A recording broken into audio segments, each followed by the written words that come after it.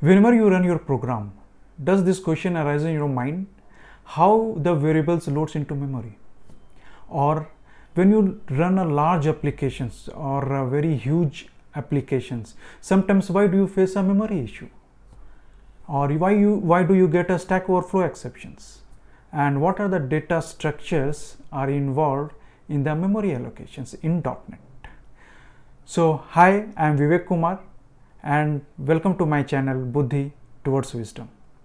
Today we are going to answer all these questions. So let's begin. So before starting, let me tell you how the memory mechanisms involve and what are the memory mechanism involved in .NET. Basically, two types of memory visualization you can think. One is stack and one is heap memory. So let's see this with an example.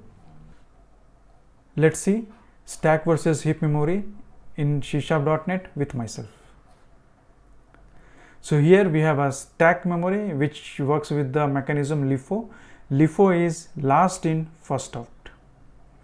Whichever things you will keep into the stack and whichever is the latest one or last one, if you put inside the stack, it will come out the first. That is the main mechanism with the LIFO, last in, first out. And heap, it's actually a dynamic memory and it's like surplus memory. It depends upon your architecture of your computer. So it's like on demand, you can get it. And stack memory, there is a memory constraint with that. With heap, it is enormous memory. So we'll see in more detail. So scope is local and gets allocated when method is invoked. It gets cleared when method returns. Whenever you have a method and there you have defined all the value types especially. So all the value types are get stored into the stack after the operation. When the scope of your method is over, this variables also will deallocated. In heap memory, it's again a dynamic memory, which I already have told. And after the usage of the variable in the heap memory, basically with the reference types, it will be deallocated. And sometimes we need to explicitly deallocate the memory. So those things we will be seeing later. So let's see with one example. Here I have a class and in that main a simple application is there. Simple variables like int a, int b, double d is been declared. And here the stack. So how it is allocated in stack is first which comes first, it will go to the down, then second one and the third one. So a is equal to 2 allocated here, b is equal to 3 float allocated here, and d is equal to 4.8 is allocated here. When it has to be cleared, when the scope of this main method will over, so it will be deallocated automatically, nothing we have to worry about. And how it will be deallocated? It will be deallocated by first D, then B, then A. So let's move to the heap. Here we have a heap, managed heap.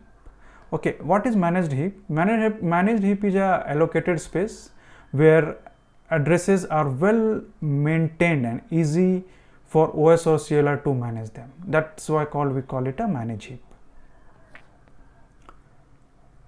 So here we can see we are having a string, an object which is a reference type. So again, all the value types int, float, double, bool and many more are stored into the stack, and string as well as all the reference type, delegate, interface type, all are stored into the heap memory. So here we have defined string str is equal to Vivek Kumar. So this str will get allocated in stack first and the actual value will be coming here in heap memory. So heap memory address will be stored in stack and the actual things would be stored in the heap. Same way here we have defined as object.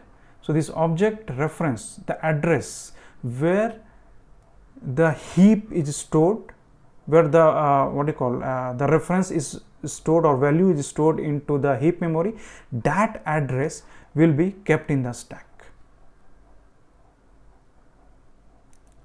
So again, string is address is stored here, and the main value will be stored in heap, and object obj reference or address would be stored here, and the main value would be stored in heap.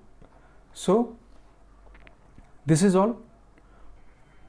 I hope you have understood the concept behind stack versus heap memory allocation, and hope you have liked this video too.